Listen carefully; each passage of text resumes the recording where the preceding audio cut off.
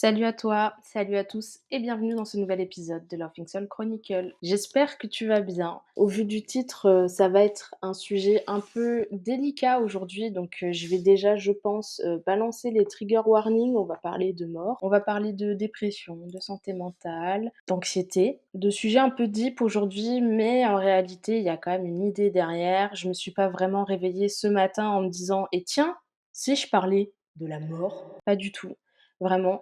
En fait, ce qui s'est passé, c'est que la semaine dernière, avec mon copain, on est allé voir un film donc qui a été, diffusé au cinéma dans le cadre d'Octobre Rose. Ce film s'appelle, La Tresse, un film absolument magnifique qui trace, en parallèle la vie de 3 femmes. Je vais pas exactement expliquer le film parce que vu qu'il y a un plot à la fin, c'est quand même très simple, de spoiler cette fin-là. Dans ce film-là, il y a une des femmes, qui a le cancer du sein et en fait, on voit un peu tout ce cheminement. Donc moi, c'est quelque chose qui m'a énormément touchée, surtout au niveau des antécédents que j'ai, avec la mort et surtout avec le cancer. J'ai perdu quelqu'un de très cher d'un cancer et du coup, je me suis dit que ça pouvait être une bonne chose, aujourd'hui de faire un petit épisode sur le deuil, comment ça se gère, comment ça s'explique et cetera. Alors déjà, le deuil, c'est quoi? Le deuil, c'est un processus naturel par lequel une personne traverse à la suite d'une perte, généralement la perte d'un être cher.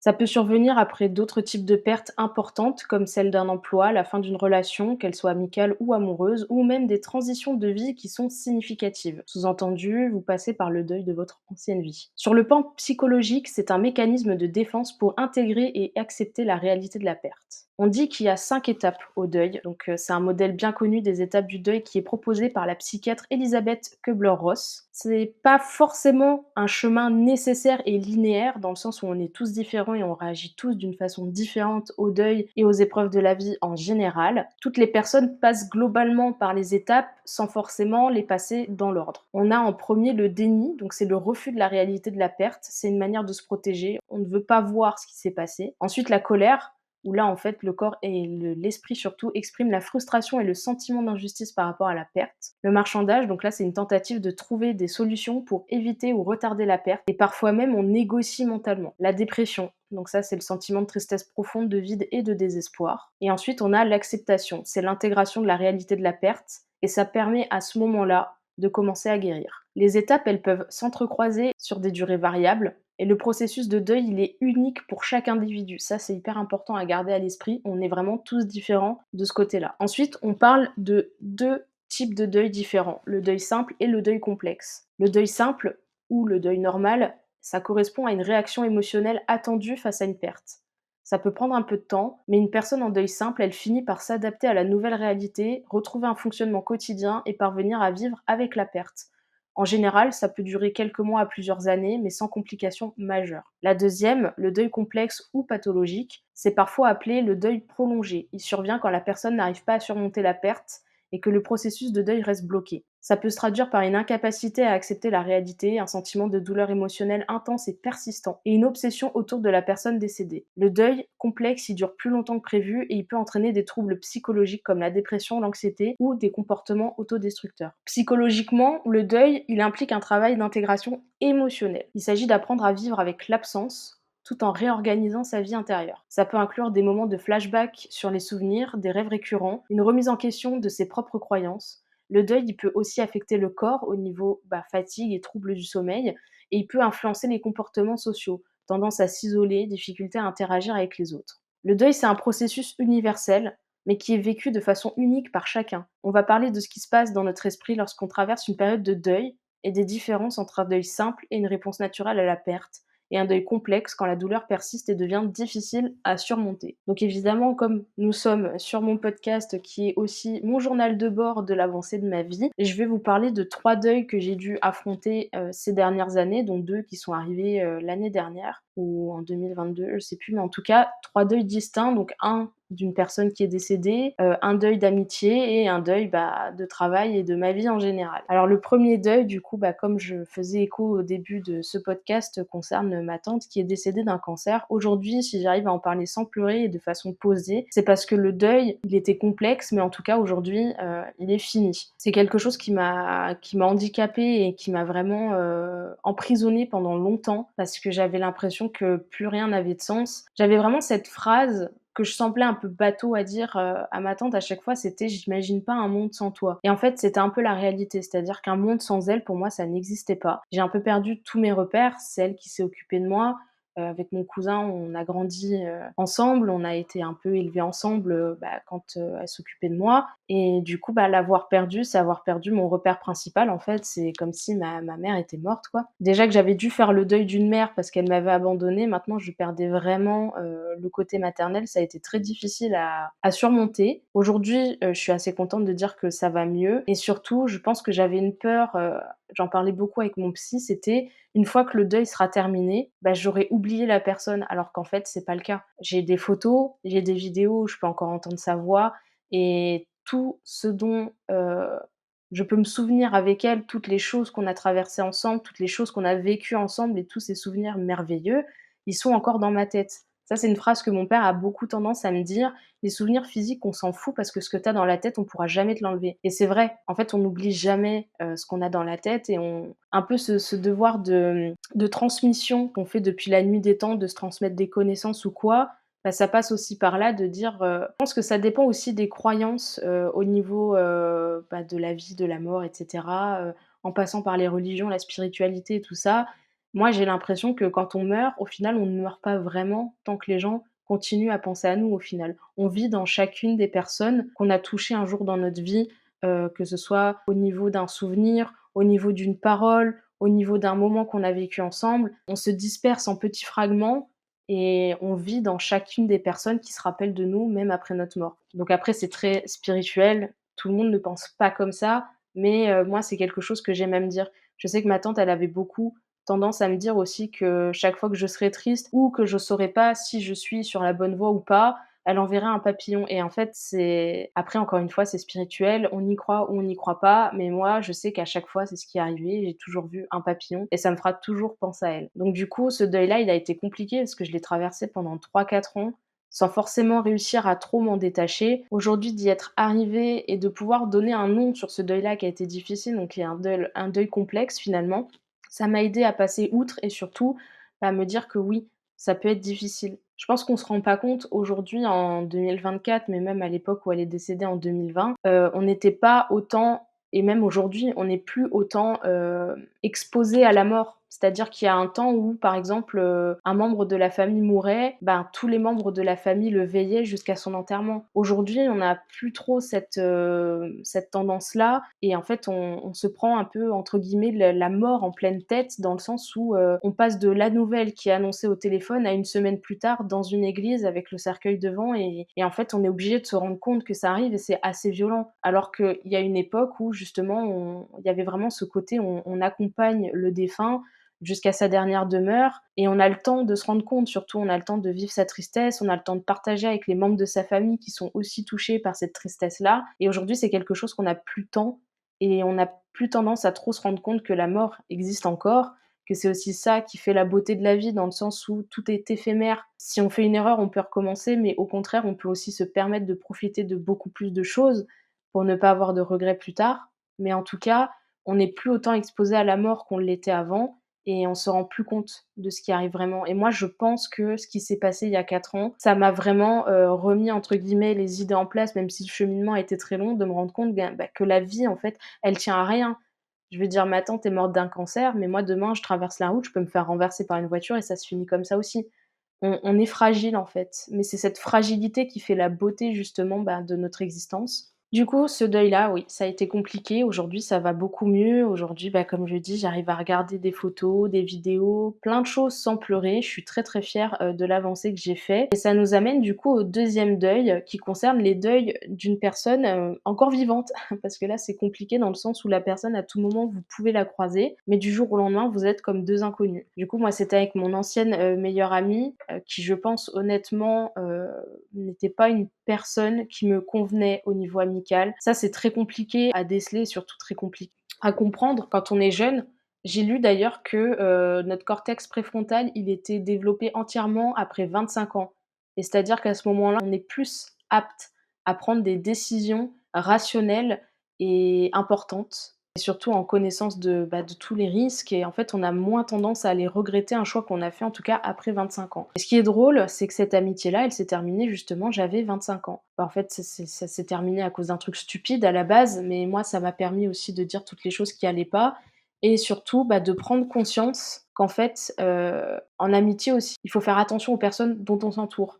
C'est hyper important parce que c'est des personnes qui vous accompagnent. C'est aussi comprendre que des fois, il y a des personnes qui vont vous accompagner, pour quelque temps et qui, au final, après, ne feront plus partie de vos vies, mais il y aura quand même ces moments partagés-là. Moi, avec cette personne, je garde en tête les bons moments, bien sûr, mais le truc, c'est que vraiment demain, si je la croise, c'est une inconnue. J'ai plus de sentiments amicaux, bienveillants ou attendrissants envers elle.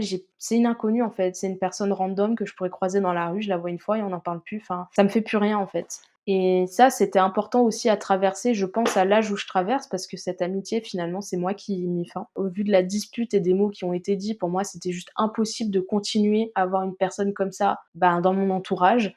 C'était impossible, de faire semblant et de passer à autre chose. Pour moi, c'était plus possible et ça a marqué aussi le moment où je suis peut-être devenue, un peu plus solide sur mes positions et un peu plus sûre de ce que je voulais, de ce que je voulais pas en termes d'amitié, en termes d'entourage. Là, aujourd'hui, on est en 2024. J'ai perdu énormément d'amis dans l'année qui a précédé au vu, de tout ce qui m'est arrivé, mais je pense que si j'étais pas passée par un deuil amical plus tôt, je me serais pas rendue compte justement à quel point, des fois, ça fait du bien quand ça casse et qu'il faut passer par là avec certaines personnes. Il y a des personnes qui sont là pour vous accompagner toute votre vie et d'autres non. Il y a des personnes qui vont vous demander énormément en termes de sociabilité, en termes de prendre des nouvelles, écrire des messages. Il y a des personnes vraiment qui ont besoin que tous les jours on leur écrive et il y a d'autres personnes qui vous font sentir un peu plus léger si on s'écrit pas pendant 2, 3 jours ou qu'on se voit pas pendant un mois, c'est pas un drame. Je sais qu'aujourd'hui, j'ai beaucoup d'amis que j'ai pas vus depuis plusieurs années. Si je les revois demain, c'est comme si on s'était vus hier, en fait. Il y a rien qui change et c'est ça que j'aime en amitié, en fait. C'est ce que j'aime. J'aime aussi, le fait qu'aujourd'hui, les gens qui m'entourent, quand j'ai pas envie de parler, ils me forcent pas à parler, mais quand j'ai envie de parler, ils sont là pour m'écouter. J'aime aussi le fait que quand je leur raconte quelque chose et que finalement je me suis rendu compte que, non, il y a d'autres choses que j'ai oublié de leur dire, ça leur embête pas de prendre le temps d'écouter tout ce que j'ai à dire pour être sûr que, j'ai rien oublié et que j'ai vraiment vidé mon sac. Et surtout, au-delà de ça, c'est qu'aujourd'hui, la totalité des gens qui m'entourent m'inspirent au quotidien. Par leurs actes, par leurs paroles, vraiment par tout. Je suis inspirée tout autour de moi, les gens sont inspirants. Tout autour de moi, j'ai ce côté un peu, de cultiver plein de choses, que ce soit la culture, que ce soit la lecture, la créativité, le sport, le dépassement de soi, absolument tout. Toutes les personnes qui m'entourent aujourd'hui rassemblent ces choses-là et je suis hyper reconnaissante, d'être partie de ce deuil où je me sentais terriblement seule parce que j'avais l'impression d'avoir absolument tout perdu, à aujourd'hui, au final, je suis comblée et j'ai pas besoin de plus, en fait. J'ai l'impression que tout est équilibré, que les gens comprennent comment je fonctionne. En fait, on me demande moins qu'avant. Je pense qu'avant, ma vision de l'amitié, c'était une amitié, elle fonctionne si je me donne à 200 et tant pis si la personne en face, elle se donne qu'à 5. Mais ça peut pas fonctionner. Parce qu'une amitié qui va que dans un sens, à un moment, ça finit par prendre la tête et ça fait cultiver, des ressentis et de la frustration qui finit par péter un jour et dans le cas, de cette ancienne amie, c'est ce qui est arrivé. Ça m'a fait, prendre conscience de beaucoup de choses, l'image que j'avais aussi de moi-même en tant qu'amie de cette personne, je me disais: «Mais qu'est-ce que c'est que cette serpillière, en fait?» C'est tout un cheminement pendant ce deuil justement où je me suis dit, après forcément ce qui a facilité les choses, c'est que je la vois pas souvent et que je suis clairement pas amenée à la revoir demain donc ça va. Je pense que c'est plus compliqué dans le sens où quand tu te délies d'une personne et que tu es amené à la croiser souvent, ça peut être difficile. Mais en tout cas, dans mon cas, aujourd'hui, je peux dire que le deuil est fait et que je suis en paix avec cette décision et que, honnêtement, je pense que jamais rien me fera revenir en arrière. Jamais rien me fera revenir, j'ai même pas envie de faire de concessions, de dire, si par exemple je retourne là où j'ai grandi et que, il y a une soirée et qu'elle est présente et qu'il faut que je fasse des efforts, je préfère dire à la personne que je viens pas à cette soirée-là et qu'on se verra à un autre moment, plutôt que d'avoir à me forcer d'être gentille avec quelqu'un, clairement qui m'inspire rien à part, un neutre quoi. Enfin vraiment, il y a pas d'autres émotions qui me viennent en tête que ça donc et ça, c'est une bonne chose parce que je suis tellement en accord avec cette décision que je me dis: déjà les gens l'ont acceptée. Après, encore une fois, je suis entourée de personnes, je veux dire, je leur dois pas grand chose. J'ai pas à rendre de compte. Si ça va pas avec une personne, ça dégage et on n'en parle plus. J'ai pas de personnes autour de moi qui me mettent la pression là-dessus, de me dire soit que je suis une mauvaise amie parce que je fais telle ou telle chose. En fait, je pense que ce qui n'allait pas du tout avec cette amitié-là, c'est que, bah, j'avais l'impression qu'il fallait que je rentre dans le moule de l'amie parfaite, alors que la personne en face, elle, faisait pas forcément d'efforts et ça, c'est très compliqué. Moi, j'avais l'impression aussi avec ce qu'elle me disait que je passais ma vie à parler de moi, que je passais ma vie à monopoliser l'attention et au final, quand on sort un peu de ce schéma et qu'on parle aux gens, bah, qui étaient extérieurs à la situation et qu'on se remet un peu en phase avec, qui on est, ben, je me suis rendu compte que finalement je parlais pas tant de moi que ça et que justement, si j'avais peut-être plus parlé de moi, j'aurais eu moins de problèmes, à l'avenir. Donc ça, c'est important. Si vous avez des gens autour de vous avec qui vous pouvez parler librement, bah, c'est un trésor, gardez-le précieusement et surtout, ben, n'oubliez pas qu'en amitié, c'est pas que dans un sens et en fait, une amitié, ça doit être quelque chose de fluide, de simple et de léger et ça doit pas être quelque chose qui vous contraint, qui vous met la boule au ventre, qui vous stresse, ça doit pas être ça. Et enfin, le dernier deuil qui lui n'a pas été simple, aujourd'hui on commence à arriver, ben, dans le dernier stade, celui qu'on appelle l'acceptation, parce que la dépression, ça fait un moment que je suis dedans. Mais en tout cas, ouais, l'acceptation, bah, c'est l'intégration de la perte. Donc j'ai bien compris que j'ai perdu, bah, le métier de mes rêves, que j'ai perdu la vie que j'avais avant. Et en fait, je pense que là, je suis dans l'acceptation parce qu'il y a cette notion un peu, d'équilibre que je me donne, de dire: «Bon certes j'ai perdu ça, mais j'ai récupéré ça».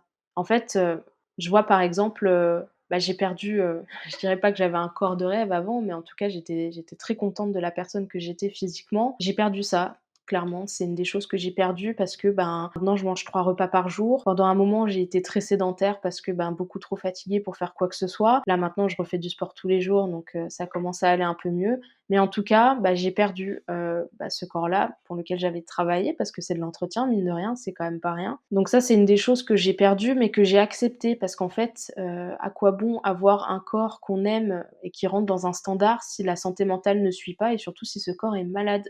Aujourd'hui, je mange 3 repas équilibrés par jour. Avant, j'en mangeais 2 et sur les 2, il y en avait un qui était pas équilibré du tout. Donc forcément, je prenais pas trop de poids parce que je mangeais pas, en fait et j'étais très frustrée donc des fois, bah, je pétais les plombs et puis je bouffais n'importe quoi pendant 2 jours et puis après je regrettais, je culpabilisais donc je me laissais crever de faim pendant une semaine. Enfin, c'était un peu un cercle vicieux dans lequel j'étais rentrée, je m'en étais pas forcément rendu compte et aujourd'hui, bah, j'accepte un peu, ce deuil-là. J'accepte les vergetures qui sont apparues sur mon corps, j'accepte, bah, les petites bouées que je me traîne un peu, mais j'accepte aussi que mon corps fonctionne beaucoup mieux, qu'aujourd'hui je suis capable de faire beaucoup plus de choses qu'avant, alors qu'avant j'avais l'impression que je faisais déjà énormément et surtout, bah, là où j'ai accepté, le deuil de ce travail, c'est que certes, c'est un travail pour lequel j'ai bossé 10 ans. C'était, quelque chose pour lequel, je me suis entraînée, quelque chose pour lequel j'ai appris, quelque chose pour lequel, bah, je me suis mis la pression. C'était vraiment quelque chose pour lequel je vivais finalement. D'avoir perdu ça forcément, bah, je me suis sentie comme morte pendant beaucoup de temps.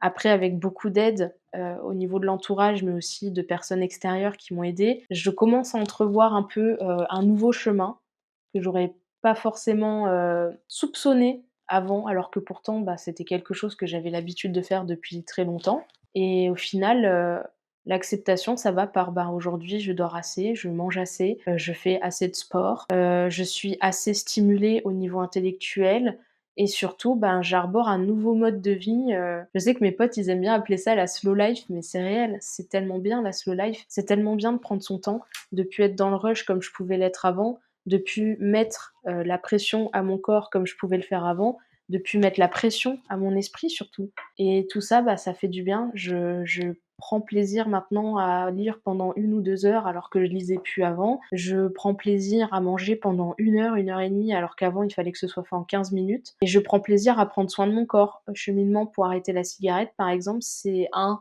des signes qui prouvent que, bah, là j'ai envie de tourner une page, de commencer une nouvelle vie et de prendre plus soin de moi. Et prendre soin de soi, ça veut pas dire, bah, faire un 40. Ça veut peut-être dire, bah, aujourd'hui Gwen elle fait un 44 mais elle est en bonne santé, tout va bien.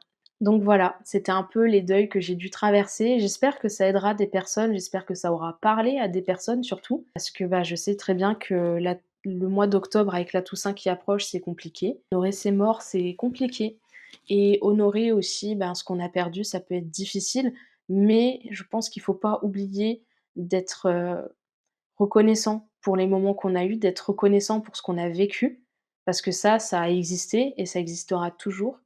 Et surtout, bah, j'espère que vous êtes reconnaissant aujourd'hui de tout ce qui vous entoure, de tout le chemin fait, même si vous êtes dans une période qui est compliquée en ce moment. Bah, le soleil finit toujours par se lever, il fait toujours beau derrière les nuages. Voilà. J'espère que ce podcast vous a plu. N'hésitez pas à le noter si c'est le cas, à me laisser un commentaire si ce sujet vous a parlé, même envoyer un DM sur Insta à arobase projet-afterlife et je vous dis à la semaine prochaine.